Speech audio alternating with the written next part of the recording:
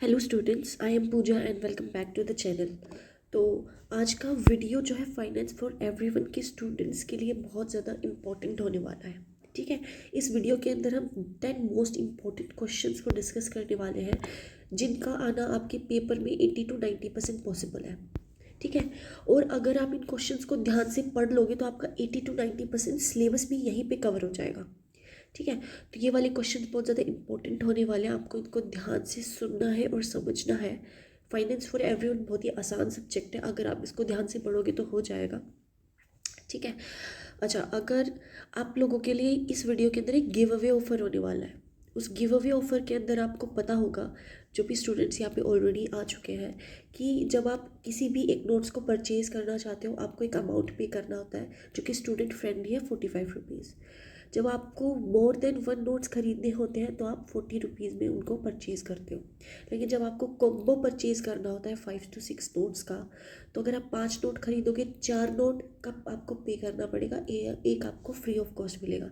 वैसे ही अगर आप 6 खरीदोगे तो 5 का कॉस्ट पे करोगे, एक आपको फ्री ऑफ कॉस्ट मिलेगा।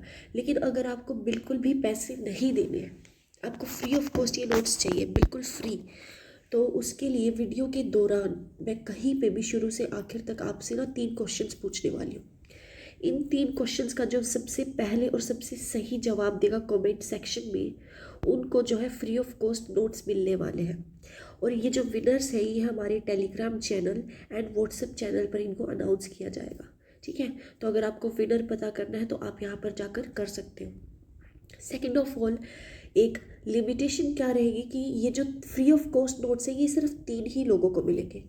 फर्स्ट 3 पर्सन्स जो भी जो है, इनको सबसे पहले 3 लोग, 3 स्टूडेंट्स जो सबसे पहले सही जवाब देंगे उनको ये फ्री ऑफ कॉस्ट नोट्स मिलने वाले हैं, बाकियों को परचेज़ करना पड़ेगा। ठीक है, तो चलिए शुरू करते हैं। वीडियो के दौरान मैं कहीं पे भी क्वेश्चन पूछ सकती हूँ, तो आप इस चीज़ का ध्यान रखना। ठीक है, क्वेश्चन नंबर 1 क्या पूछ रहा है? Discuss the various type of mutual funds available in India. E payments are quick, efficient and the fund transfer typically takes place instantly. In the light of this statement elaborate debit card and credit card. Debit card और credit card को आप जो है अपनी daily life में बहुत अच्छे से जानते होंगे। डेबिट कार्ड क्या होता है? आपका जो एटीएम है वो एक डेबिट कार्ड है। ठीक है, एटीएम क्या होता है? जैसे आप अपने अकाउंट के अंदर, जैसे आपका कोई भी सेविंग अकाउंट है या फिर करंट अकाउंट है, तो इनसे जो है आप अपना पैसा निकाल सकते हो इंस्टेंटली कहीं पे, वो saving account and current account होता है। ठीक है, ये होता है आपके डेबिट कार्ड्स जिनसे आप इंस्टेंटली पेमेंट्स निकाल सकते हो। दूसरा होता है क्रेडिट कार्ड। क्रेडिट कार्ड ये बैंक की तरफ से आपको मिलता है, ये सिर्फ उन्हीं लोगों को मिलता है जिनकी एक स्टेबल इनकम होती है। ठीक है, ये क्या होता है? ये बैंक का कार्ड होता है जिससे आप कहीं पे भी, लेकिन इसकी एक लिमिटेशन भी होती है कि भी मान लो क्रेडिट कार्ड अगर आप ले रहे हो और बैंक ने आपको ना 50K का अलाउंस दिया है, यानी कि एक महीने में आप इतना खर्च कर सकते हो, तो बैंक का आपको इस कार्ड के अंदर 50,000 का क्रेडिट देता है। फिर आप उसको जब पे करोगे ना तो आपको एक इंटरेस्ट पे करना पड़ेगा साथ में। ठीक है, इसके अंदर बहुत ज़्यादा जो है वो भी चीज़ें होती हैं। अगर आप कभी भी ऑनलाइन शॉपिंग वगैरह करते हो तो आपको पता होगा। तो ये डेली लाइफ से ही रिलेटेड है। ठीक है, तो इंट्रोडक्शन से हम स्टार्ट करेंगे। With the rapid development of Indian financial system, new investments and technologies have emerged on promoting saving, investment, and efficient transaction.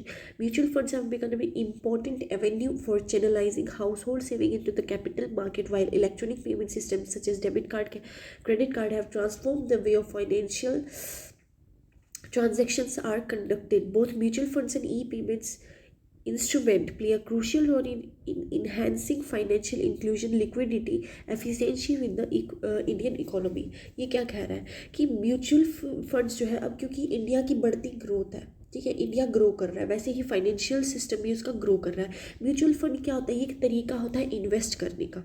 ठीक है, वाइल डेबिट कार्ड और क्रेडिट कार्ड मैंने अभी बताया, ये जो है ये ई पेमेंट्स होती है कि आप कहीं पे भी इनसे पेमेंट कर सकते हो आसानी से, बिना किसी ट्रबल के। आपको बैंक में नहीं जाना पड़ेगा पैसा निकलवाने के लिए। ठीक है, चलो अभी मेन बॉडी पे चलते हैं। Types of mutual funds available in India. किस किस तरह की इन्वेस्टिंग स्कीम्स आपको इंडिया के अंदर अवेलेबल है? पहला है ओपन एंडेड म्यूचुअल फंड्स। ठीक है, तो सबसे पहले हम आते हैं ओपन एंडेड म्यूचुअल फंड्स पे। ओपन एंडेड म्यूचुअल फंड क्या होता है? ये जो फंड होता है ना, ये आपको अलाउ करता है कि आप एक जब एक दिन में कभी भी कोई भी स्टॉक जो है खरीद सकते हो, आपने ये जो है परचेज कर लिया और उसी दौरान आप कभी भी उसको जो है सेल कर सकते हो। ठीक है, तो ये होते हैं open ended mutual funds. Close ended mutual funds, close ended mutual funds क्या कहते हैं?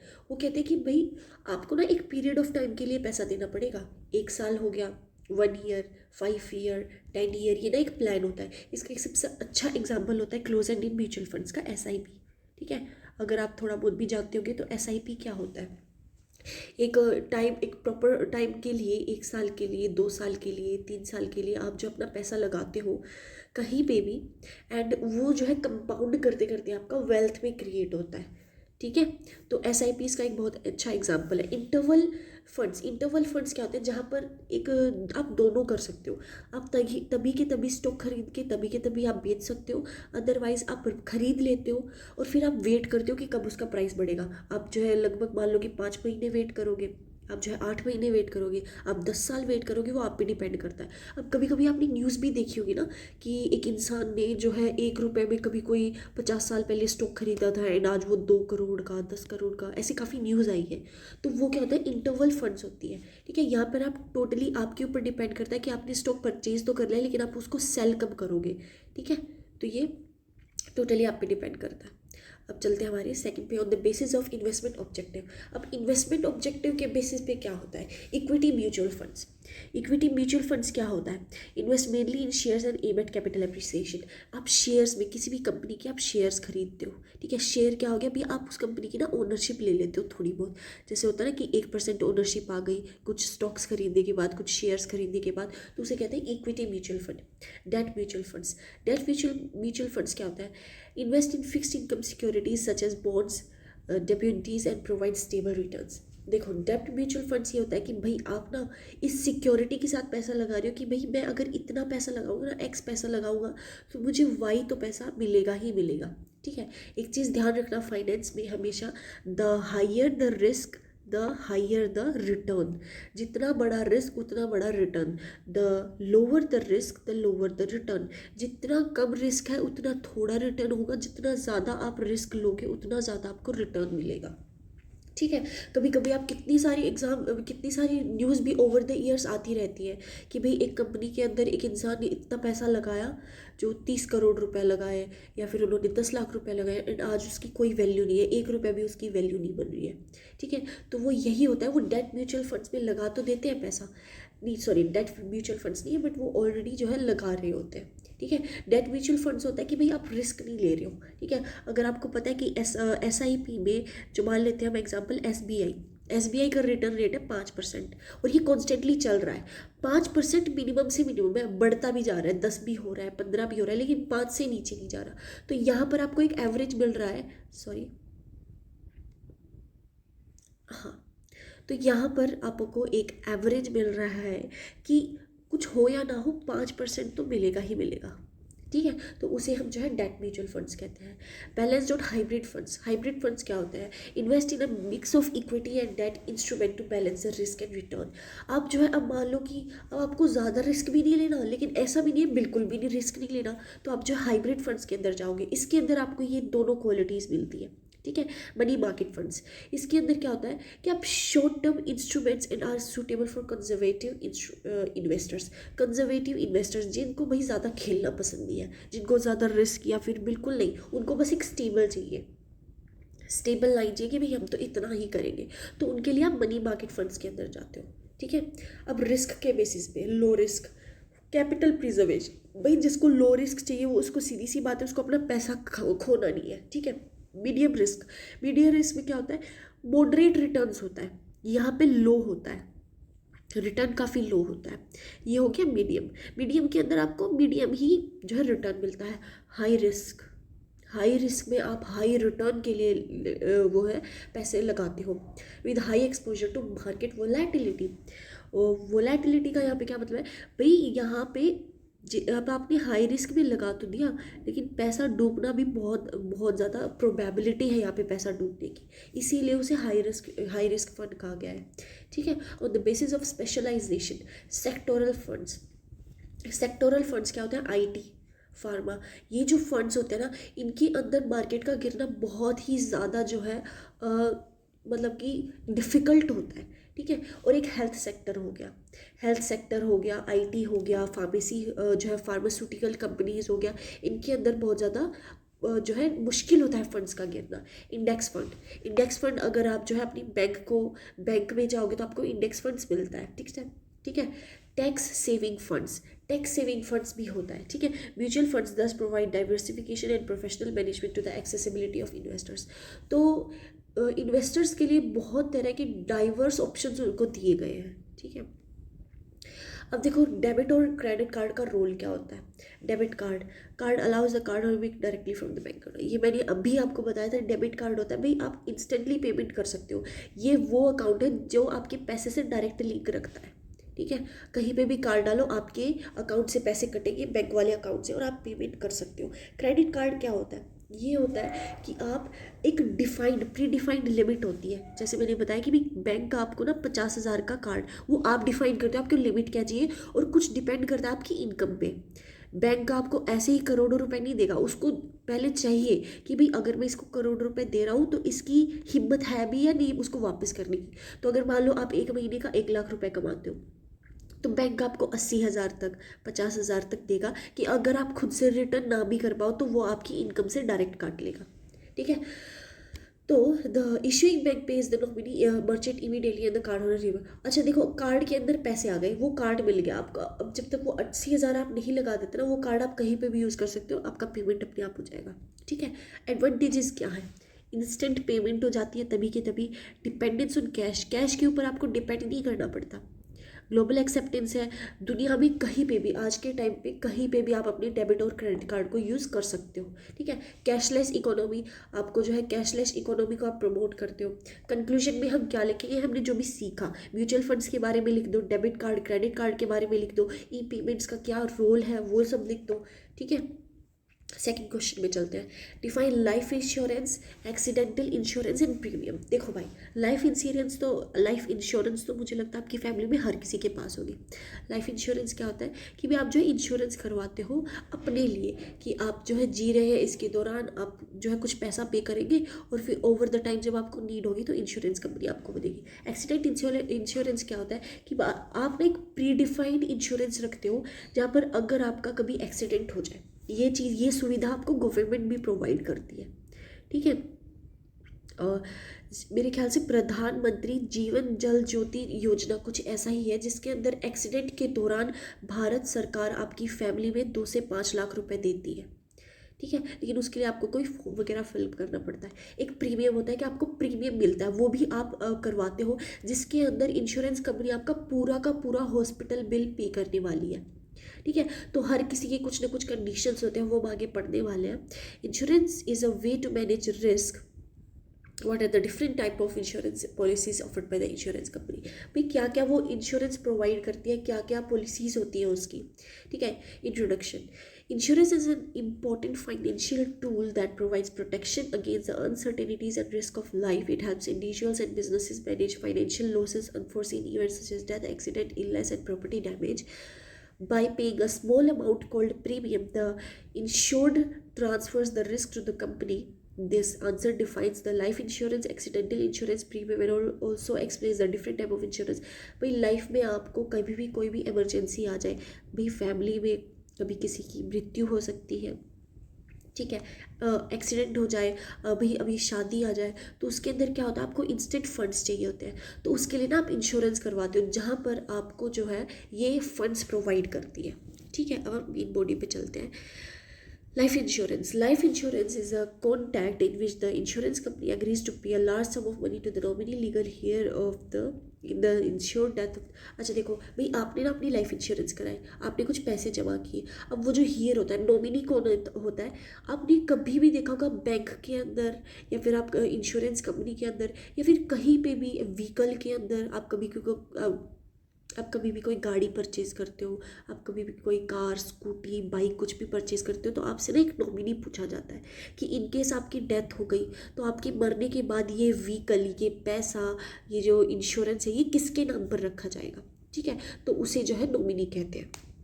In return for the payment है रेगुलर प्रीमियम, ठीक है। और आपके प्रीमियम इन सब का जो है होल्डर कौन होगा आपके जाने के बाद, तो इससे फाइनेंशियल सिक्योरिटी मिलती है और आपको जो है एक सिक्योरिटी रहती है कि अगर मुझे कहीं प्रॉब्लम हुई तो ये इंश्योरेंस मेरे काम आएगा, ठीक है। एक्सीडेंटल इंश्योरेंस, ये एक इंश्योरेंस होता है that provides compensation of in case of death, disability and injury cause by an accident.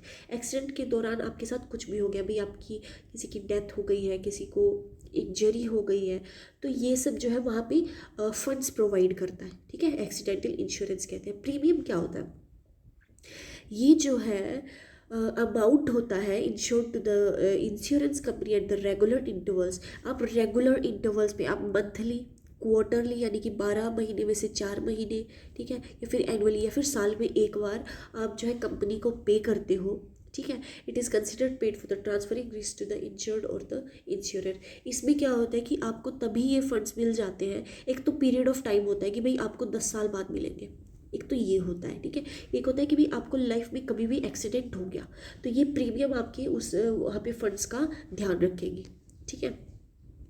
तो इंश्योरेंस कंपनी ने क्या क्या पॉलिसीज़ प्रोवाइड की है, लाइफ इंश्योरेंस पॉलिसीज़, ठीक है। लाइफ इंश्योरेंस पॉलिसी है सबसे पहले, ये याद रख लो, ये डेली लाइफ का है एंड आई एम श्योर आपको पढ़ने में भी आसानी हो रही होगी, ठीक है। टर्म इंश्योरेंस क्या होता है, provides coverage for the specified period and pay sum assured only on death. Term insurance होता है भाई आप एक पर्टिकुलर टाइम के लिए पैसा पे करोगे और वो आपको मरने पर ही मिलेगा।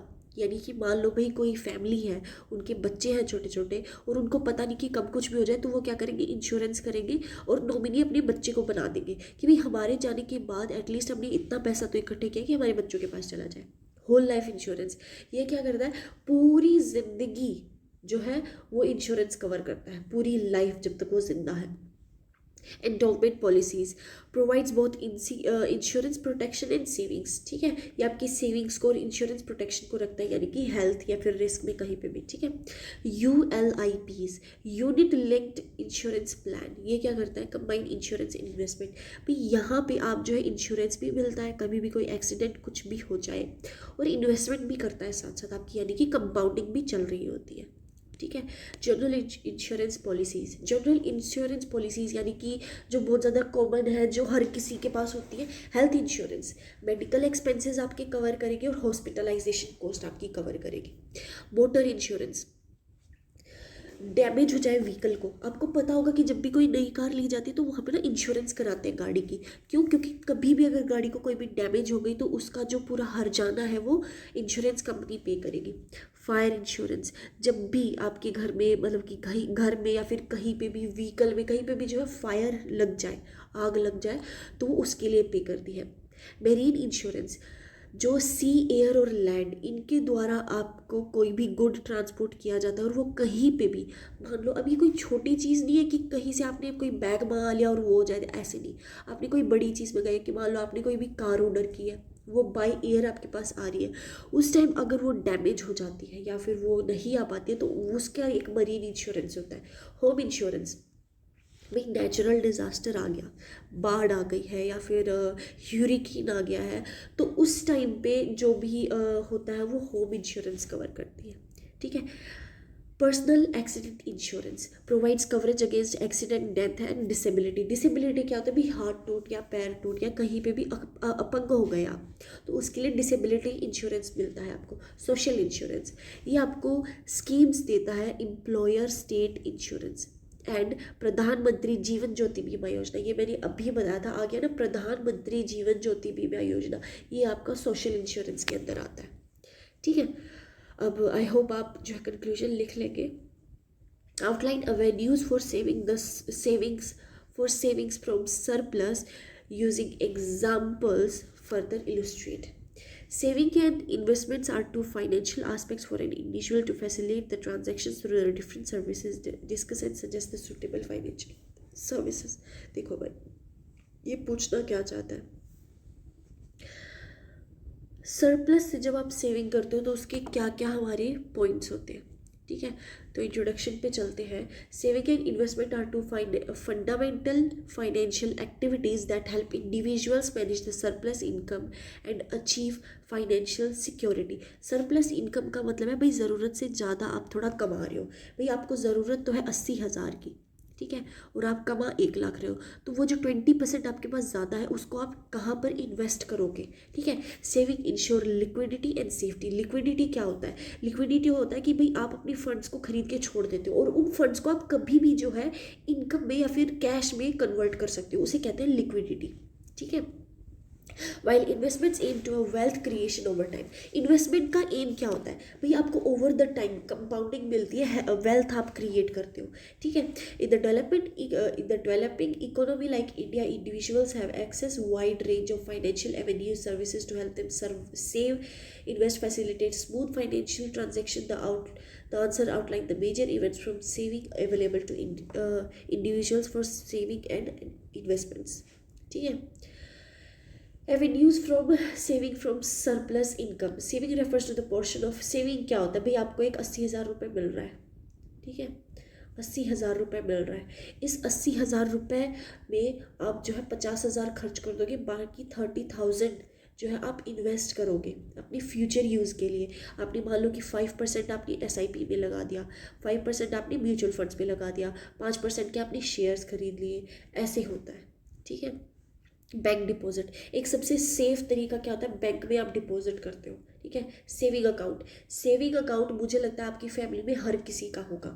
सेविंग अकाउंट तो होता ही होता है, ठीक है। सेविंग अकाउंट में क्या, आप सीधे पैसे डालो, अपने बैंक में जमा करो, मॉडरेट इंटरेस्ट, इसका जो इंटरेस्ट है वो बिल्कुल ना के बराबर होता है, ठीक है। और ये डेली ट्रांजैक्शंस के लिए काम आता है। भैया आपने जो है कुछ भी पे करना है तो आप अपनी बैंक से पे करते हो, वो करंट अकाउंट भी सेविंग अकाउंट ही होता है आपका, और करंट अकाउंट भी होता है, ठीक है। Fix deposit, FDs I am sure आप सब इस टर्म से फैमिलियर होंगे। ये जो है सेविंग अकाउंट और करंट अकाउंट से ज़्यादा इंटरेस्ट प्रोवाइड करता है, ठीक है। इसके जो रिटर्न्स है वो भी ठीक ठाक ही होते हैं। Recurring deposit encourage regularly month savings. भाई फिक्स डिपॉजिट में आपने जो है पैसा जमा कर दिया 5,000 FD में, अब उसको छोड़ दो, वो इंटरेस्ट चलता रहेगा। रिकरिंग डिपॉजिट का मतलब है भाई हर महीने आपको जो है एक फिक्स्ड अमाउंट देना पड़ेगा। आपने डिसाइड कर दिया, लिख दिया भाई मैं तो हर महीने 1,000 रुपये दूंगा, तो भाई कुछ पीरियड ऑफ टाइम के लिए, मान लो 1 साल के लिए आपको 1,000 रुपये हर महीने पे करना पड़ेगा। वो रिकरिंग डिपॉजिट होता है, ठीक है। हाँ, तो पोस्ट ऑफिस सेविंग स्कीम, आप अगर गांव में कहीं पे भी जाओगे तो पोस्ट ऑफिस सेविंग स्कीम्स बहुत ज़्यादा पॉपुलर है, वहाँ पे वही करते हैं, ठीक है। पोस्ट ऑफिस सेविंग मतलब कि पोस्ट ऑफिस में वो अपने पैसे जमा करते हैं। नेशनल सेविंग सर्टिफिकेट उनको मिलता है। पब्लिक प्रोविडेंट फंड बहुत ज़रूरी है। सीनियर सिटीजन सेविंग स्कीम, ये सब जो है वो गवर्नमेंट लिंक्ड होती है, ठीक है। इनका इंटरेस्ट जो है वो ज़्यादा नहीं होता, बट एक ठीक ठाक मार्केट प्राइस की वैल्यू से बहुत ठीक ठाक होता है, ठीक है।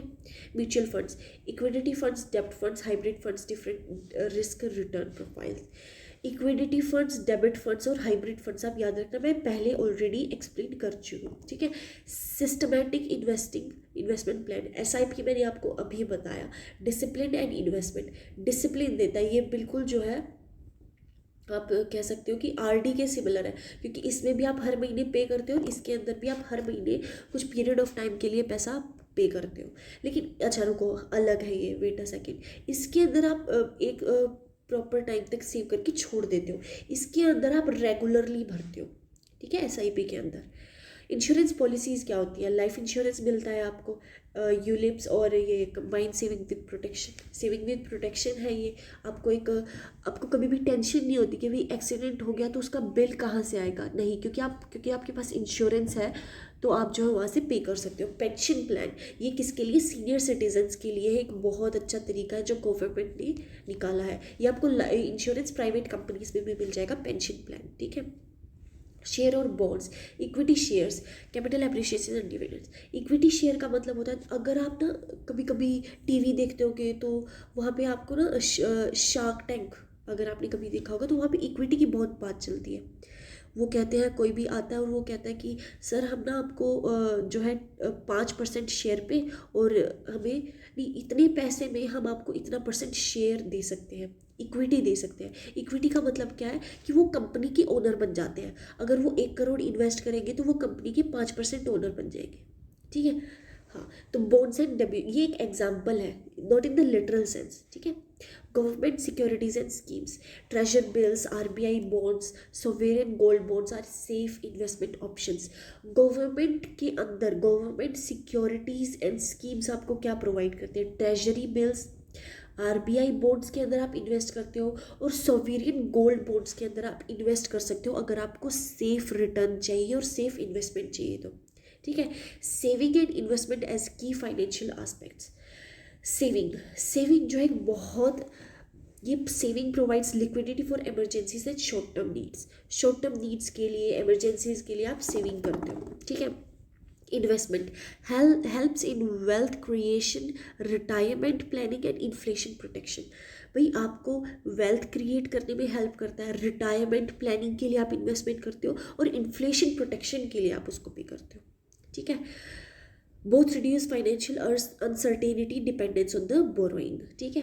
अब देखो, bank services, suitable financial services available for individuals. Bank services, bank में हमने अभी डिस्कस किया है कि आपको अकाउंट्स में डिपॉजिट करने का मौका मिलता है, internet banking, debit card, credit card. Investment services क्या होती है? म्यूचुअल फंड्स में advisory services, stock brokerage, portfolio management, insurance जो है, life insurance, health insurance, pension annuity services.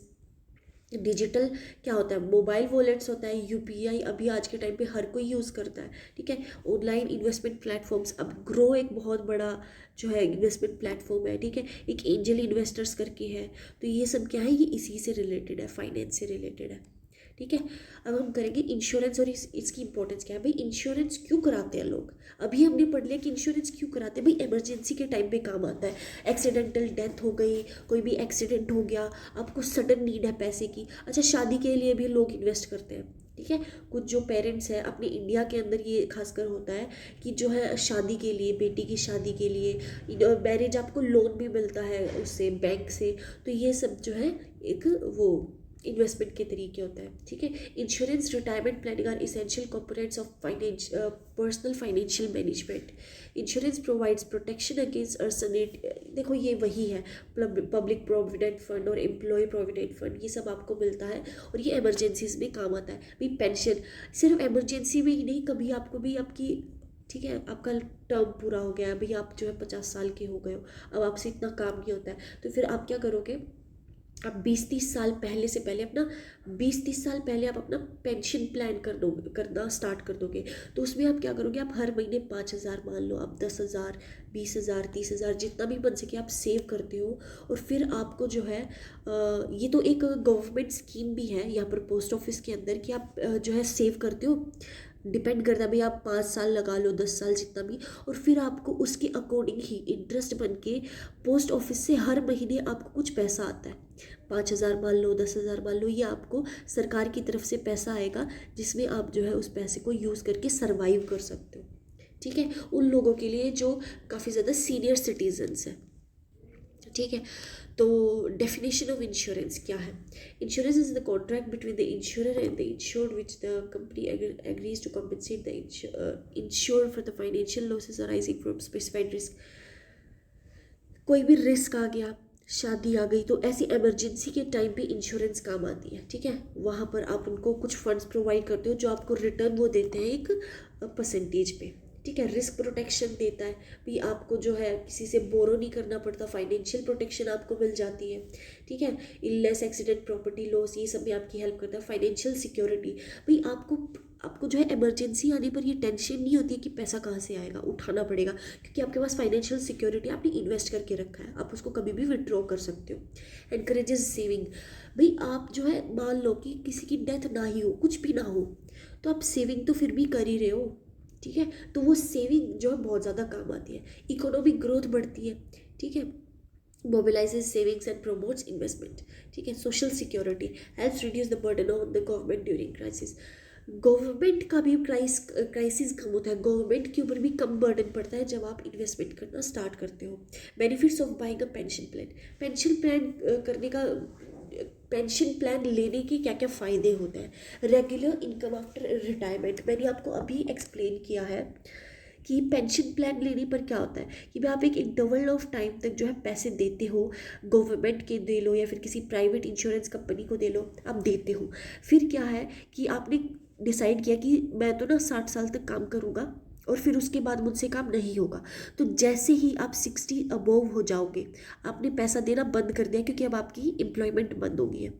60 years के बाद जो भी आपने, मान लो कि आपने ओवर द टाइम आपने जो है 20 साल तक इन्वेस्ट किया और आपके ना कम से कम 10 करोड़ रुपए हो गए हैं।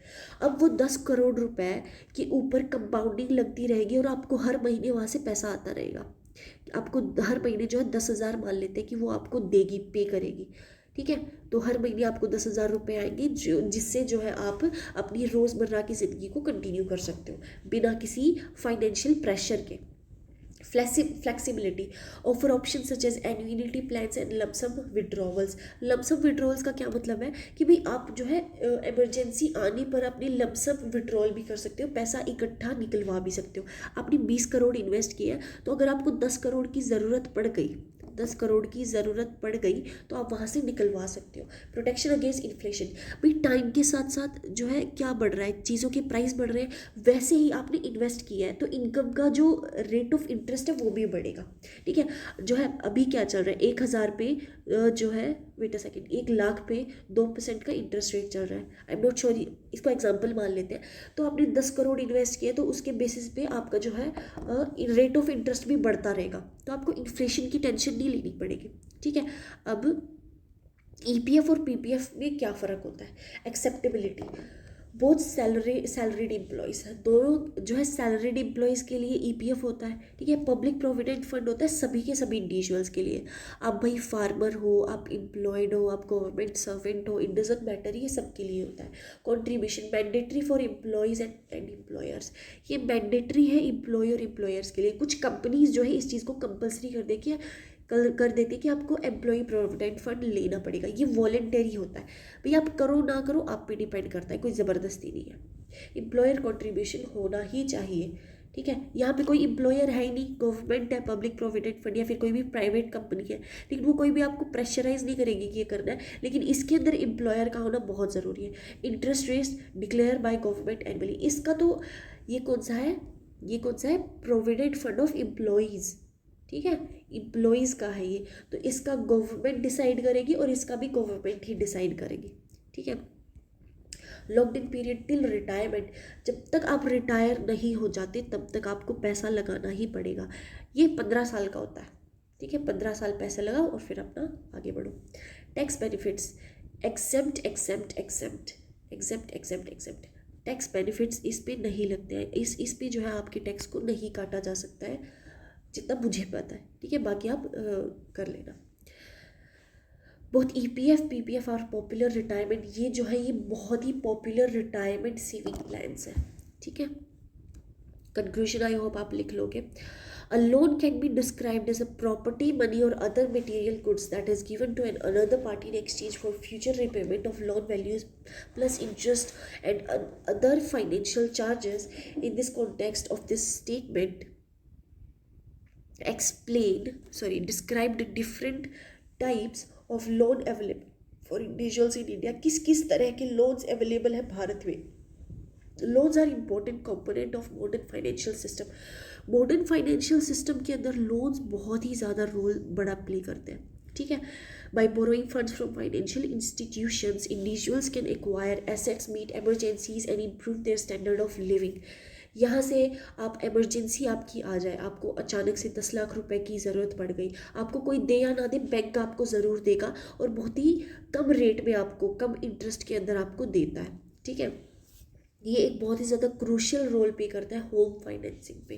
भाई आपको घर खरीदना है, आपको गाड़ी खरीदनी है, आपको कोई प्रॉपर्टी खरीदनी है, हर तरीके के लोन्स होते हैं। एजुकेशन लोन होता है, मैरिज लोन होता है, ठीक है। तो सबसे आता है पर्सनल लोन। पर्सनल लोन मिलता है unsecured loans providing for personal needs such as travel, medical expenses and weddings. Weddings के लिए, ये सब कहाँ पे आते हैं, पर्सनल लोन्स के अंदर आते हैं। होम लोन्स भी, घर लेने के लिए आपको पैसा चाहिए, ये एक लंबा टर्म ऑफ लोन होता है। Purchasing, constructing and renovative residential property usually secured by mortgage of the property, ठीक है, secured by the mortgage of the property. भाई आपने जो लोन लिया है, लेकिन वो जो प्रॉपर्टी आप बना रहे हो ना, उसका जो है पेपर आपको बैंक के अंदर देना पड़ेगा। जब तक आप लोन नहीं चुकाओगे आपको वो पेपर नहीं मिलेगा। और अगर मान लो कि आप लोन नहीं चुका पाए तो गवर्नमेंट उस चीज़ पर अपना हक ले लेगी कि ये अब हमारी चीज़ है, हम इसके साथ कुछ भी करो। Vehicle loan, purchasing 2 wheeler 4 wheeler, आपको गाड़ियाँ खरीदने का मौका मिलता है। ये हाइपोथेकेशन ऑफ द व्हीकल, व्हीकल की ओनरशिप जो है आपके नाम पे तो है, मतलब कि नहीं होती है, ठीक है, वो बैंक के नाम पे होती है, फिर वो ट्रांसफ़र होती है। Education loan offer to the students for higher education in India और अब्रोड, इंडिया या फिर अब्रोड में जो है पढ़ाई करने के लिए आपको एजुकेशन लोन मिलता है। Repayment usually becomes after completion of studies, जैसे ही मान लो आपका 4 साल का कोर्स है, 4 साल तक वो आपको पे करेगा, फिर कहेगा हमारे पैसे वापस करो। गोल्ड लोन्स, इंडिया के अंदर लगभग हर किसी फैमिली में, हर किसी के पास अच्छा खासा गोल्ड होता है, ठीक है, तो उस गोल्ड पे भी आप जो है लोन ले सकते हो। गोल्ड क्या करना है आपको, गोल्ड सबमिट कराना है। आपके पास कोई भी जैसे नेकलेस है, आप क्या करोगे, उसको सबमिट कराओगे, लोन लोगे, मान लो भी आपको 5 लाख लोन मिल गया, ठीक है, तो वो लोन लोगे और आप उसको दोगे। Credit card loans, short term credit facility available through credit cards, high interest rate if repayment is delayed. Repayment अगर डिले करोगे तो हाई इंटरेस्ट आपको पे करना पड़ेगा, ठीक है। हाँ, मीनिंग एंड इम्पोर्टेंट ऑफ मोर्टेज, मोर्टेज की क्या इंपॉर्टेंस होती है। Mortgage is a legal arrangement in which the immovable property such as land or house are transferred as security. Repayment of a loan ownership remains to the borrower, but the lender gets a legal right over the property until loan is repaid. ये कहता है कि भाई जो immovable properties है, मान लो कि आपका घर हो गया, आपने घर को जो है गिरवी रख के लोन ले लिया, तो लीगली घर आपके नाम पे है, लेकिन लीगली वो जो कंपनी, जो बैंक आपको लोन दे रहा है, उसके पास हक है कि अगर आप लोन टाइम पे नहीं करोगे तो उसकी ओनरशिप बैंक अपने नाम ट्रांसफ़र करवा सकता है, ठीक है। इम्पोर्टेंस क्या होती है, purchase home without full upfront payment, बिना पूरी पेमेंट करे उनको जो है लोन मिल जाता है, पैसा मिल जाता है। Long term financial and relatively lower rates, come rate में आपको अच्छा खासा पैसा मिल जाता है, इंटरेस्ट रेट पे, ज़्यादा इंटरेस्ट पे नहीं करना पड़ेगा, मार्केट से बहुत कम आपको इंटरेस्ट पे करना पड़ता है।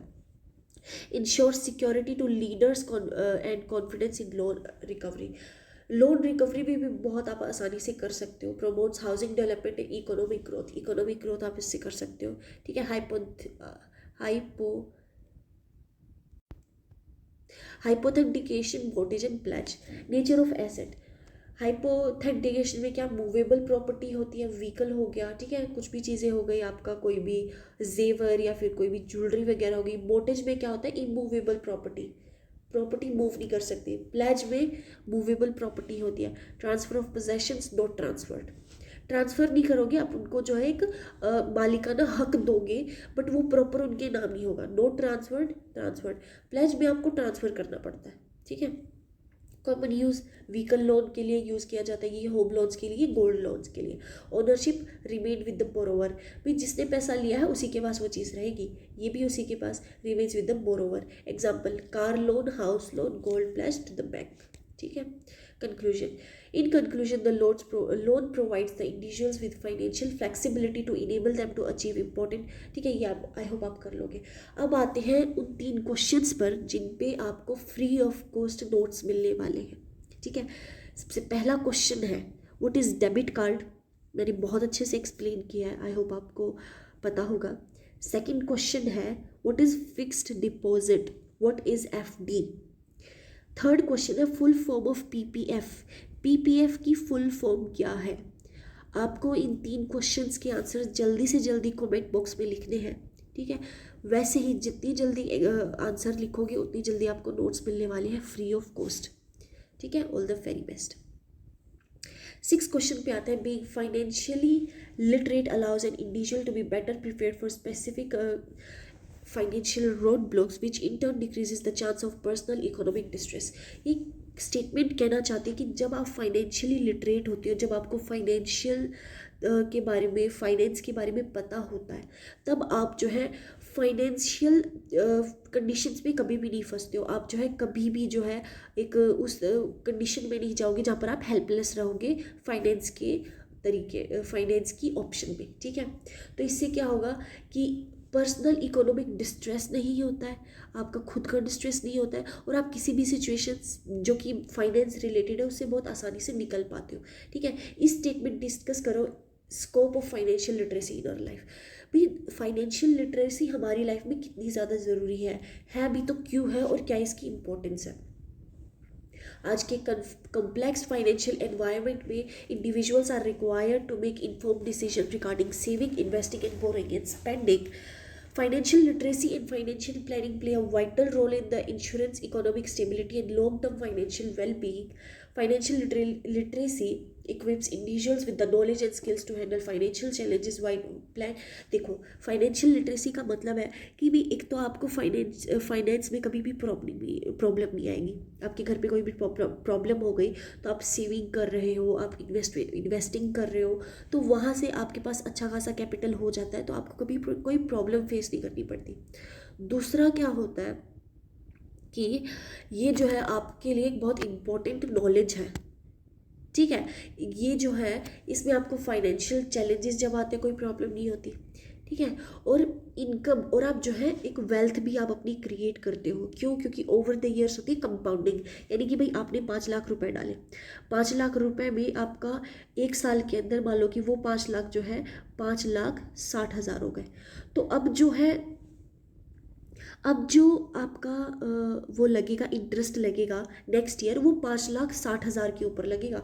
फिर 5,60,000 का जब दोबारा इंटरेस्ट रेट एक साल बाद देखोगे तो वो हो गया भाई 6,80,000, 6,80,000। अब अगले साल जो इंटरेस्ट आपको मिलेगा वो 6,80,000 के ऊपर मिलेगा। इसे कहते हैं कंपाउंडिंग, यानी कि प्रिंसिपल अमाउंट है उसके ऊपर आपका इंटरेस्ट आया, अब इन दोनों को मिला के फिर उस पर इंटरेस्ट लगेगा, इन दोनों को मिला के फिर उस पर इंटरेस्ट लगेगा। उसे कहते हैं कंपाउंडिंग, और उसे कहते हैं वेल्थ क्रिएट करना, यानी कि पैसा ही आपको जो है इनकम कमा के दे रहा है। और ये हर जो है इन्वेस्टमेंट के तरीके में यूज़ करता है, सिर्फ इसी में नहीं, ठीक है। बेटर फाइनेंशियल डिसीजन मेकिंग, भाई आप आसानी से अपनी फाइनेंशियल डिसीजन कर सकते हो, और आपको फाइनेंशियल फ्रॉड नहीं होता है। क्यों? क्योंकि आपके पास नॉलेज है, आपको पता है कि कहाँ इन्वेस्ट कर सकते हैं, कहाँ नहीं। प्रिपेयर्डनेस फॉर फाइनेंशियल इमरजेंसीज, भाई आपने इमरजेंसी के लिए पैसा इकट्ठा कर लिया तो आप तैयार हो उसके लिए, ठीक है। डेप्ट मैनेजमेंट, आप जो है डेट के अंदर नहीं जाओगे। डेप्ट कब होता है? आप तैयार नहीं हो, इमरजेंसी आ गई, 10 लाख रुपए जो है लेने पड़ गए किसी से भी, अब आप मार्केट का प्राइस पे करोगे और वहाँ से आपके पास डेट आएगी, ठीक है। डेप्ट में आप जो है फंस जाओगे। ये इनकरेज करता है सेविंग और इन्वेस्टमेंट को। फाइनेंशियल इंडिपेंडेंस, फाइनेंशियली आप इंडिपेंडेंट हो जाते हो, ठीक है। Economic stability, overall economic growth जो है वो बढ़ती है जब आप एक जो है रिस्पॉन्सिबल फाइनेंशियल पर्सन हो जाते हो, ठीक है। हमारी ज़िंदगी में फाइनेंशियल लिटरेसी की क्या क्या इंपॉर्टेंस है? Personal financial management, budgeting, expenses tracking and cash flow management, ये सब आप करने लगते हो। सेविंग और इन्वेस्टमेंट करने लगते हो, आपको बैंक डिपॉजिट्स के बारे में पता चलता है। म्यूचुअल फंड्स, इंश्योरेंस, रिटायरमेंट, ये सब आपको पता चलता है। रिस्क मैनेजमेंट, आप रिस्क मैनेजमेंट में भी माहिर हो जाते हो। क्यों? क्योंकि आपको हाई रिटर्न चाहिए तो आप हाई रिस्क लोगे, आप जो है फिर वहाँ से सीखोगे कि क्या गलती की है, अगले टाइम वो नहीं रिपीट करोगे, तो आप धीरे धीरे परफेक्ट हो जाते हो रिस्क मैनेजमेंट में, ठीक है। रिटायरमेंट प्लानिंग, ईपीएफ और पीपीएफ, ये बहुत अच्छे एग्जाम्पल है, लिख देना, याद कर लो। ईपीएफ और पीपीएफ, ठीक है। हाँ, digital financial literacy, use of online banking, UPIs, ठीक है। कंज्यूमर अवेयरनेस, आपको अपने हक का पता होता है, क्या क्या आपके पास ऑप्शन है वो सब आपको पता होता है अगर आप फाइनेंशियली लिटरेट होते हो तो। अब प्रोसीजर क्या होता है? असेसमेंट ऑफ फाइनेंशियल सिचुएशन, पहले आप अपनी इनकम पता लगो, भाई आपके पास कितने पैसे आते हैं, आप खर्च कितना कर पाते हो, एसेट के अंदर क्या क्या लगाते हो। लाइबिलिटीज़ क्या होती है? जो चीज़ आपके ऊपर डिपेंडेंट है, आपने गाड़ी ले ली, ठीक है, लोन पे ली है वो भी, तो वो 2 तरह की आपके ऊपर लाइबिलिटी हुई। एक तो उसका लोन भरना पड़ेगा, ठीक है। दूसरी चीज़ वो पेट्रोल खर्चा और वो जो भी मांगती है उसका होता है ना कि केयर उसकी करनी पड़ती है, आपको सर्विसेज वगैरह करवानी पड़ती है, तो वो चीज़ आपके पास लाइबिलिटी होगी। क्यों? क्योंकि एक चीज़ तो कि आप उसको अफोर्ड नहीं कर पा रहे थे, फिर भी आपने वो चीज़ खरीदी, तो वो आपके लिए एक लाइबिलिटी हो चुकी है। ठीक है। वो कहते हैं ना कि अगर आप 10,000 रुपये कमा रहे हो, तो आपको ना कम से कम जो है आपको अपना खर्चा 5,000 तक रखना चाहिए। ठीक है, वरना 8,000 तक रखना चाहिए कि कुछ तो सेव करो। अब आपकी है ही इनकम 10,000, आपने ले ली 2 लाख की गाड़ी, अब और वो उसकी EMI लग रही है 6,000, तो यहाँ पे क्या आप लाइबिलिटी क्रिएट कर रहे हो, और यहाँ से आएगी फिर आपकी डेप्ट। ठीक है, कर्जा चढ़ेगा आपके ऊपर। फाइनेंशियल गोल क्या होने चाहिए? एक तो शॉर्ट टर्म गोल्स होते हैं कि भाई आने वाले 6 महीने में या फिर 1 साल में मुझे ये चीज़ चाहिए। मीडियम टर्म्स गोल होते हैं 2 से 4 साल के। ठीक है, और एक लॉन्ग टर्म गोल्स होते हैं भाई अगले 5 साल में या फिर 10 साल में मुझे घर खरीदना है, मुझे फ्लैट खरीदना है, जो भी आपका होता है। Formulating financial strategies, budgeting, saving, investing, ये क्या है? फाइनेंशियल स्ट्रेटजीज है जहाँ से आप कंपाउंड करते हो पैसे को। इम्प्लीमेंटेशन ऑफ द प्लान, अब सब कर तो लिया, लेकिन अब आपको वो फाइनेंशियल इंस्ट्रूमेंट्स चाहिए होते हैं जिनके ऊपर आप इन्वेस्ट कर सको। ठीक है, जैसे अभी बताया ग्रो, एंजल इन्वेस्टर्स, ये बहुत सारी ऐप है जो आपको बहुत ही अच्छा एक प्लेटफॉर्म प्रोवाइड करते हैं इन्वेस्टमेंट के लिए। ठीक है, मॉनिटरिंग एंड रिव्यू, अब पैसा लगा के छोड़ ही नहीं देना है, आपको रिव्यू करना है कि भाई जिस मार्केट में आप पैसा लगा रही हो वो ग्रो कितना कर रही है, उसका लॉस कितना जा रहा है, ग्रो कितनी परसेंटेज में है, लॉस कितनी परसेंटेज में है, अगर आप जो है कितना पैसा लगा रहे हो उसका अल्टीमेटली फ़ायदा होगा या नुकसान होगा। डेली चेक नहीं करना, लेकिन हफ्ते में कभी कभी आपको चेक करते रहना पड़ेगा कि आपकी ग्रो कितनी हो रही है। ठीक है, और अगर ग्रो नहीं हो रही है तो फिर आप उसको चेंज भी कर सकते हो। 7th क्वेश्चन पे आते हैं। Deposit account is a bank maintained by financial institution where a customer can deposit and withdraw money। एक डिपॉजिट अकाउंट जो है एक बैंक अकाउंट होता है जिसे जो है फाइनेंशियल इंस्टीट्यूशन मैनेज करता है, जहाँ पे जो कस्टमर डिपॉजिट या फिर विड्रॉ कर सकता है मनी। ठीक है, इस स्टेटमेंट को हमें यूज़ करना है और सेविंग अकाउंट और करंट अकाउंट की डेफिनेशन बतानी है। सेविंग अकाउंट में आपको बता चुकी हूँ जहाँ पर आप पैसे लगाते हो, हर किसी का अकाउंट जो है लगभग सेविंग अकाउंट होता है। ठीक है, डेली लाइफ के लिए यूज़ होता है। आप जो है कहीं पे भी आपको पैसा चाहिए होता है तो आप अपना कार्ड या फिर UPI से आप पेमेंट करते हो, वो आपका सेविंग अकाउंट होता है। करंट अकाउंट भी सिमिलर होता है, लेकिन ये जो है ये बड़ी बड़ी मात्रा के लिए होता है। जैसे सेविंग अकाउंट में ना आपका एक दिन का कुछ लिमिट होता है कि आप एक दिन में ना 40,000 ही कर पाओगे, लेकिन करंट अकाउंट जो होता है ये तो होता है, सेविंग अकाउंट होता है भाई नॉर्मल पर्सन के लिए, करंट अकाउंट होता है बिजनेस ओनर के लिए। ठीक है, बिजनेस ओनर के लिए ये होता है वो एक दिन में चाहे कितनी भी ट्रांजेक्शन्स वो कर सकता है। ठीक है, तो ये करंट अकाउंट होता है। अब various type of saving deposit schemes क्या क्या होती है, तो देखो, deposit accounts form the backbone of banking and small saving system in India. ठीक है, तो ये बैंक और पोस्ट ऑफिस जो है प्रोवाइड करते हैं डिपॉजिट स्कीम्स, जहाँ से आप जो है काफ़ी तरह की स्कीम्स को आप अलाउ करते हो। सेविंग अकाउंट में अभी आपको बता चुकी हूँ, आई होप आप इसको कर लोगे। करंट अकाउंट होता है, ये किन के लिए यूज होता है? बिजनेस एंटिटीज़ और प्रोफेशनल्स के लिए। अनलिमिटेड ट्रांजैक्शन आपको मिल रहा है। ठीक है, आई होप आप इसको भी कर लोगे। Saving deposit schemes offered by post office, अब पोस्ट ऑफिस यानी कि गवर्नमेंट के द्वारा आपके पास क्या क्या स्कीम्स जो है अवेलेबल होती है। Similar to bank saving account होती है, लेकिन इंटरेस्ट एंड ईजी विड्रॉल्स के साथ। ठीक है, recurring deposit, monthly deposit fixed आपको जो है वो मिलता है। ठीक है, हाँ, अब देखो deposit account, time deposit account क्या होता है? 1 साल, 3 साल, 5 साल के लिए आपके पास ये होता है।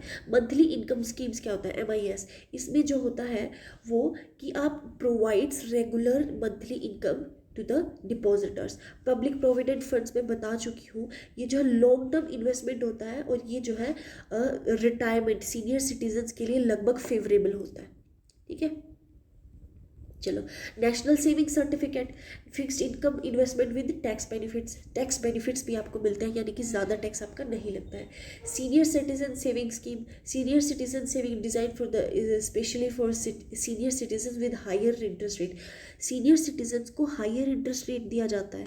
ठीक है, नॉर्मल मार्केट वैल्यू होती है 2% इंटरेस्ट, लेकिन अगर आप सीनियर सिटीजन हो तो आपको जो है 5%, 6% ऐसे मिलता है। ठीक है, इंटरेस्ट रेट उनको ज़्यादा मिलता है। 8th क्वेश्चन पे आते हैं। Right a short note on the preference shares and bank overdraft. ठीक है। और डिबेंचर्स और ट्रेड क्रेडिट, ये सब क्या होता है, प्रेफरेंस शेयर क्या होता है, ये सब हम डिस्कस करेंगे। प्रेफरेंस शेयर और bank overdraft. Preference share are a special class of capital that enjoys preferential rights over equity shares in two important matters: payment of dividend, repayment of the capital at the time of vending of the company. देखो, preference share जो होता है ये एक special class होता है जहाँ पर आप कैपिटल को शेयर करते हो, preferential rights over the equity shares in two important matters. ठीक है। Preference shareholders receive a fixed rate of dividend which is paid by an individual in the distribution of equity। देखो भाई, आपको ना fixed rate of dividend मिलता है, भाई आपको फिक्स्ड रेट ही रिटर्न मिलता है कि आपने कहीं पे इन्वेस्ट किया और उन्होंने कहा भी हम आपको 10,000 तक का जो है रिटर्न दे सकते हैं, तो वो 10,000 तक का ही मिलेगा। अब अगर फ़ायदा हुआ तो वो कंपनी खुद रखने वाली है। ठीक है। और इसको हम हाइब्रिड सिक्योरिटीज़ भी कहते हैं। ओके। अब जो प्रेफरेंस शेयर क्या होता है, cumulative preference share, unpaid dividends accumulate and are paid in the future years. Non cumulative क्या होता है, उसका उल्टा, dividend is paid only when the profits are available. Redeemable preference share क्या होता है, repayable after a fixed period. ठीक है। पार्टिसिपेशन क्या होता है, entitle to the additional profits beside the fixed dividends. Importance, preference share provide a stability source of long term finance to the companies without dilating the ownership control. बिना control की आप long term finance में जा सकते हो। Bank overdraft क्या होता है, ये एक शॉर्ट टर्म फाइनेंशियल फैसिलिटी होती है under which a bank allows its customers to withdraw funds in an excess of a balance under their account up to a pre-approved limit। Limit आपको लगाई गई है 50,000 की, तो 50,000 तक आप जो है कभी भी कितना भी जो है वो विड्रॉ कर सकते हो जब तक आपका 50,000 पूरा नहीं हो जाता। फीचर्स, शॉर्ट टर्म होता है, फ्लेक्सिबल सोर्स ऑफ फाइनेंस होता है। ठीक है। Interest charge on actual usage helps meet working capital shortages and can be withdrawn or reduced by the bank. Importance क्या है, बैंक ओवरड्राफ्ट हेल्प बिजनेस, कि business में बहुत ज़्यादा जो है कैश फ्लो में मदद करता है और daily to daily operational expenses में भी मदद करता है। डेब्यूटीज़ क्या होता है, ये एक लॉन्ग टर्म इन्वेस्टमेंट प्लान होता है, ठीक है, जो कि कंपनी करती है to borrow capital at a fixed rate of income. देखो, मान लो आपने बहुत सारी जगह सुना होगा कि भाई कंपनी ने लोन उठाया है अपना कोई भी काम के लिए, ठीक है, तो वहाँ पर जो है वो बैंक इशू करता है फिक्स्ड रेट ऑफ इंटरेस्ट पे, उनको जो है लोन प्रोवाइड करता है। 200 करोड़ का उनको लोन चाहिए, 500 करोड़ का लोन चाहिए, तो ये ऐसे उनको देता है डिबेंचर्स के अंदर। ठीक है। ये पेएबल होते हैं इररिस्पेक्टिव ऑफ कंपनीज प्रॉफिट। अब उनको फ़र्क नहीं पड़ता कि भी कंपनी नुकसान में जा रही है फ़ायदे में जा रही है, उनको तो वो पे करना ही पड़ेगा। ठीक है। ये एक फिक्स्ड ऑब्लिगेशन भी होता है। ठीक है। अब secured and unsecured debentures, redeemable and irredeemable debentures, convertible and non convertible debentures, ये 3 तरह के होते हैं। एडवांटेजेस, डाइल्यूट ओनरशिप, भाई ओनरशिप वो नहीं देते। बाकियों में क्या होता है कि अगर आपको लोन चाहिए तो आप जो है कोई चीज़ बदले में देते हैं, आप हाउस देते हैं उसके लिए, ठीक है, और बहुत सारी कुछ ना कुछ देते हैं, व्हीकल दे सकते हैं, लेकिन यहाँ पर आप ओनरशिप किसी को भी नहीं दोगे। आपने लोन लिया है तो आपको उसको जो है कैपिटल में ही उतारना पड़ेगा, आपको ओनरशिप नहीं देनी पड़ती है। ठीक है। फिक्स्ड इंटरेस्ट कॉस्ट, आपका फिक्स्ड ही कॉस्ट रहेगा। ठीक है। ट्रेड क्रेडिट क्या होता है, ये एक short term source of finance extended by the suppliers to buyers allowing them to purchase goods and services without immediate payments. बिना इमीडिएट पेमेंट्स के अंदर ये शॉर्ट टर्म ऑफ फाइनेंस होता है जो कि आपको हेल्प करता है कि आप चीज़ें परचेज कर सकते हो, सर्विसेज परचेज कर सकते हो बिना इमीडिएट पेमेंट के। ठीक है। ये एक तरह का उधारी हो गया जहाँ पर आपको इमीडिएट पेमेंट नहीं करा जाता है। बिजनेस ट्रांजैक्शन में यूज़ होता है और पीरियड 30 से 90 दिन का इसका ट्रांजैक्शन का लिमिट रहता है कि भाई 30 से 90 दिन आप कर लो, फिर आपको पे करना ही पड़ेगा। ठीक है। ईजी और अवेलेबल है, फ्लेक्सिबल है, कोई भी सिक्योरिटी रिक्वायर्ड नहीं होती है, बिजनेस लिक्विडिटी को इम्प्रूव करता है और इमीडिएट कैश रिक्वायरमेंट को भी नहीं करना पड़ता। हेजिंग क्या होता है, explain strategy of hedging with the example. Hedging का मतलब क्या होता है, स्पेक्यूलेशन क्या होता है और हेजिंग और स्पेक्यूलेशन में फ़र्क क्या होता है। In modern finance market, pre-fluctuations create both risk and opportunities. Modern financial markets में फ्लक्चुएट होना यानी कि शेयर्स का ऊपर नीचे जाना, आपने वो देखा होगा ना, बहुत सारी जगह जो लोग ट्रेडर्स होते हैं उनका एक ग्राफ है, चलता रहता है, कैंडल्स ही होती है, वो ऐसे बढ़ता रहता है, फिर नीचे जाता है, फिर बढ़ता रहता है, फिर नीचे जाता है, कुछ ऐसे ऐसे ऐसे होता है ना, तो वो ठीक है। अब प्राइस फ्लक्चुएशन, एक मार्केट के जो शेयर्स हैं वो गिरते या फिर चढ़ते रहते हैं। तो इस अनसर्टेनिटी के साथ डील करने के लिए the price of commodities, currencies and share और securities market participants adopt strategies. तो उस फ्लक्चुएशन को जो है, उस फ्लक्चुएशन की अनसर्टेनिटी को कम करने के लिए हम हैजिंग और स्पेक्यूलेशन का यूज़ करते हैं। ये एक बहुत ही ज़्यादा ज़रूरी स्ट्रेटजीज होती है फाइनेंशियल कमोडिटी मार्केट्स के अंदर। हेजिंग जो है वो रिस्क रिड्यूस करने की कोशिश करती है। हेजिंग का मतलब होता है भाई आप कम से कम रिस्क लोगे, ठीक है। Undertaken earn profits by taking risk. और स्पेक्यूलेशन का मतलब होता है कि आप प्रॉफिट कर रहे हो रिस्क लेकर, ठीक है। अब हेजिंग क्या होता है?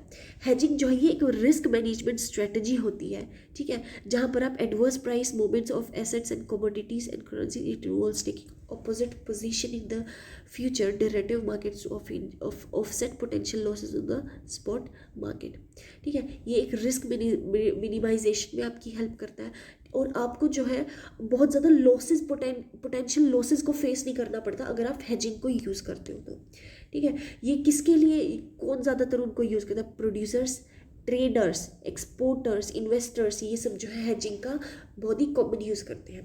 Example, suppose a wheat farmer expects to harvest wheat after 3 months and fears the price may fall. To avoid loss, the farmer enters into the future contract and sell wheat at a fixed price today. एक किसान है, उसको डर लग रहा है, उसने खेती बोई, उसने गेहूँ बोया और उसको डर लग रहा है कि आने वाले 4 महीनों में वीट के प्राइसेस गिर जाएंगे। तो वो क्या करेगा कि वो एक जो है कॉन्टैक्ट हेजिंग में जाएगा, वहाँ से उसको कॉन्टैक्ट मिलेंगे। वो क्या करेगा, सेलर को ना, जिसको वो सेल करेगा उसको 4 महीने पहले ही बता देगा कि भाई मैं तुझे ही अपना वीट सेल करूँगा और मैं तुझे इसी प्राइस में सेल करूँगा। 40,000 डिसाइड हुआ तो 40,000 में मैं आपको पे करूँगा। अब इरिस्पेक्टिव ऑफ कि कितना प्राइस गिर चुका है, कितना प्राइस बढ़ चुका है, आप उसको 40,000 में ही पे करोगे। तो यहाँ से क्या होता है, रिस्क जो है बहुत कम हो जाता है और आपका लॉस भी बहुत कम होता है, ठीक है। स्पेक्यूलेशन क्या होता है? Speculation refers to the buying और selling assets with the sole intention of making profit. आप यहाँ पर एसेट्स यानी कि आपके फंड्स हो गए, शेयर्स हो गए, उनको खरीदते या बेचते हो और यहाँ पर आपका इंटेंशन क्या होता है कि हमें बस जितना हमने लगाया है उससे तो ज़्यादा ही कमाना है, ठीक है। ये आपका एक सोल पर्पस होता है। Speculators deliberately take risk and do not have any underlying asset to protect. ये जानबूझ के जो है रिस्क लेते हैं क्योंकि इनके पास कोई अंडरलाइंग एसेट नहीं होता है प्रोटेक्ट करने के लिए, ठीक है। उनका मेन एम क्या होता है कि भाई हमने इतना पैसा लगा है तो इससे तो ज़्यादा ही कमाएंगे। ये स्पेक्यूलेशन का होता है। Example, suppose a trader expects a price of gold to rise in the future, he buys gold futures without owning gold physically. वो क्या करेगा, वो गोल्ड के शेयर्स खरीद लेगा बिना गोल्ड को फिजिकली अपने पास लिए। अगर प्राइस राइज हुए तो वो प्रॉफिट उसका होगा और अगर प्राइस कम हुआ तो वो लॉस में चला जाएगा। अब हेजिंग और स्पेक्यूलेशन में फ़र्क क्या होता है? हेजिंग का मेन पर्पस क्या होता है कि भाई रिस्क कम से कम लिया जाए। इसका कि भाई प्रॉफिट से ही मतलब है, इनको रिस्क से कोई लेना देना नहीं है, इनको चाहिए कि बस प्रॉफिट हो अपना, ठीक है। रिस्क लेवल कम होता है, इसका रिस्क लेवल हाई होता है। डिफेंसिव स्ट्रेटजी होती है, एग्रेसिव स्ट्रेटजी होती है। ये एग्रेशन का यहाँ पे क्या मतलब है कि आप इंस्टेंटली डिसाइड करते हो और वहाँ पर आपको लॉस या फिर जो है गेन भी इनकर करने को मिलता है। एग्जिस्टिंग इसका एक्सपोजर होता है, इसका एक्सपोजर नहीं होता है। सेफ्टी के लिए, ये गेन के लिए। यहाँ पर आप सेफ्टी, हेजिंग होती है सिर्फ और सिर्फ सेफ्टी के लिए। हेजिंग होती है सेफ्टी के लिए, हेजिंग होती है सेफ्टी के लिए, हेजिंग होती है सेफ्टी के लिए, याद रखना। स्पेक्यूलेशन होता है रिस्क, स्पेक्यूलेशन जो है सिर्फ और सिर्फ प्रॉफिट के लिए होता है। स्पेक्यूलेशन प्रॉफिट सिर्फ उसका पर्पस होता है, ठीक है। एग्जाम्पल आप कुछ भी लिख सकते हो। Bonus share mutual funds follow on public offer, initial public offer क्या होता है, बोनस शेयर क्या होता है, ये एक additional shares issued by a company to the existing share holders free of cost in proportion to the number of shares already held. These shares are issued out of company's accumulated profit or reserves. Bonus shares क्या होता है, ये जो है कुछ additional share होते हैं जो कंपनी इशू करती है एग्जिस्टिंग शेयर होल्डर्स के लिए फ्री ऑफ कॉस्ट। ठीक है, आपने कभी कभी सुना होगा कि कंपनी के अंदर जो जॉब करने वाले लोग हैं उनको शेयर्स मिलते हैं फ्री ऑफ कॉस्ट, तो ये वो बोनस शेयर्स होते हैं। ठीक है, इनका ऑब्जेक्टिव क्या होता है, of issuing bonus shares to the capitalize the reserves with and reward share holders without paying cash. यहाँ पे क्या होता है कि कंपनी आपकी अपनी शेयर्स अपने एम्प्लॉयज़ को क्यों दे देती है, ताकि उनको जो है एक नए इन्वेस्टर के साथ, एक नए शेयर होल्डर के साथ ना गेन करना पड़े, कंपनी की जो कैपिटल है वो कंपनी के अंदर ही रह सके, उनके एम्प्लॉयमेंट के अंदर। और यहाँ पे जो है do not change the total value of investment, यहाँ से इन्वेस्टमेंट की वैल्यू भी चेंज नहीं होती क्योंकि नए इन्वेस्टर्स नहीं आ रहे हैं, एग्जिस्टिंग कंपनी के अंदर एम्प्लॉयज़ ही उस चीज़ को मैनेज कर रहे हैं। ठीक है, म्यूचुअल फंड क्या होता है, ये एक इन्वेस्टमेंट व्हीकल होता है that pools money from a large number of investors. Mutual fund is an investment vehicle that pulls money from a large number of investors and invests in a securities, shares, bonds and money market instrument. These funds are management. देखो, ये जो mutual fund क्या होता है, ये एक safe तरीका होता है। कैसे कि मैं आपको ग्रो का एग्जांपल देती हूँ। ठीक है, वहाँ पे बहुत सारे लोग जाके इन्वेस्ट करते हैं, वो खुद इन्वेस्ट नहीं करते उस पैसे को, ग्रो की कंपनी के अंदर प्रोफेशनल्स बैठे होते हैं। ठीक है, आपका पैसा उनके पास जाएगा, एक्स पर्सन के पास आपका पैसा गया 5,000, अब वो डिसाइड करेगा कि वो कहाँ पे इन्वेस्ट कर रहा है। ठीक है, उसने मान लो कि किसी भी शेयर में इन्वेस्ट कर दिया, अब जो प्रॉफिट होगा उसका 80% या फिर 90% आपको मिलता है, और वो जो 10% प्रॉफिट है ना वो इस प्रोफेशनल को मिलता है। ठीक है, तो उसे कहते हैं, ये जो है ये diversification, professional management, liquidity, affordability, ये सब जो वो आसान बना देता है। और सेबी एक बहुत अच्छा एग्जांपल है, सेबी बैंक है। ठीक है, follow on public offer. Follow on public offer refers to the issue of shares by a company that are already listed on the stock exchange. Stock exchange पे already एक कंपनी का नाम हो चुका है, भी आप इसके stock exchange कर सकते हो। Through an FPO, companies raise additional capital in their initial public offer. Initial public offer जो उन्होंने किया था एफपीओ की मदद से, आप वो जो है उसके अंदर एडिशनल कैपिटल ऑफर कर सकते हैं। ठीक है, अब क्योंकि कंपनी ऑलरेडी लिस्टेड है, investors have access to the past performance and market reputations while reducing risk compare to the IPOs. Initial public offer क्या होता है, इनिशियल पब्लिक ऑफर होता है the first public issue of share by the private company. देखो, initial public offer क्या होता है, आपने ना एक नई कंपनी खोली है। ठीक है, अब आपको उसके अंदर ना फंड्स की ज़रूरत है, आपके पास फंड्स नहीं है, कैपिटल नहीं है, तो आप क्या करोगे, आप अपनी कंपनी को ना पब्लिक में डाल दोगे, आप अपनी कंपनी को पब्लिक कर दोगे। प्राइवेट कंपनी आपने उसको पब्लिक कर दिया, अब क्या होगा, ये जो कंपनी है ये वेलकम करती है, यानी कि ये अवेलेबल होती है लोगों के लिए, लोग इसके अंदर इन्वेस्ट कर सकते हैं, शेयर्स खरीद सकते हैं। तो क्या करेंगे, लोग आके खरीदेंगे, वहाँ से क्या होगा, आपके पास शेयर्स आएंगे, और शेयर्स आने की मदद से आपके पास कैपिटल आएगी, और कैपिटल से फिर आप अपनी कंपनी को ग्रो करोगे। अब मान लो कि आपको कैपिटल की ज़रूरत थी 30%, जैसे ही आपका 30% कंप्लीट हो जाएगा, आप जो है उस कंपनी को पब्लिकली ना कर प्राइवेट कर दोगे, वहाँ से आपकी कंपनी के पास प्रॉपर कैपिटल हो गई, आप सर्वाइव कर पाओगे एंड आगे आगे अपना कंपाउंडिंग करते रहोगे। ठीक है, तो वो होता है इनिशियल पब्लिक ऑफर। यहीं पर हमारी वीडियो एंड होती है। आई होप आपको वीडियो पसंद आई होगी। All the best for your exam and take care.